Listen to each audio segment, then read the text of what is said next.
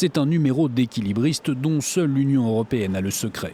Les négociations pour le budget de l'Union sont souvent houleuses, mais celle-ci s'annonce particulièrement difficile quelques semaines après le départ d'un de ses principaux contributeurs, le Royaume-Uni. Le trou laissé par les Britanniques dans le budget européen n'est pas négligeable. Près de 75 milliards d'euros de pertes entre 2021 et 2027. Un déficit qu'il faudra donc combler, mais les 27 sont encore loin de parvenir à un accord. Je ne sais pas encore si ces négociations vont réussir.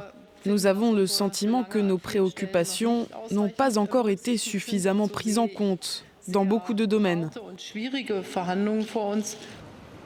Le budget européen est calculé sur un pourcentage de la production économique de l'Union. La Commission européenne propose un budget de 1,13 billion d'euros, 1130 milliards, soit 1,14% du revenu national brut. Quand le Conseil européen est plus économe, son président Charles Michel veut obtenir un budget de 1,09 billion d'euros, soit 1,07% du RNB. Pour y parvenir, l'ancien Premier ministre belge veut limiter les dépenses et les subventions accordées dans le cadre de la PAC, la politique agricole commune. Autre proposition, une taxe sur les plastiques et sur les émissions de carbone au sein de l'Union. Une division illustrée aussi au sein des États membres. Un groupe de 4 États dit les 4 frugaux.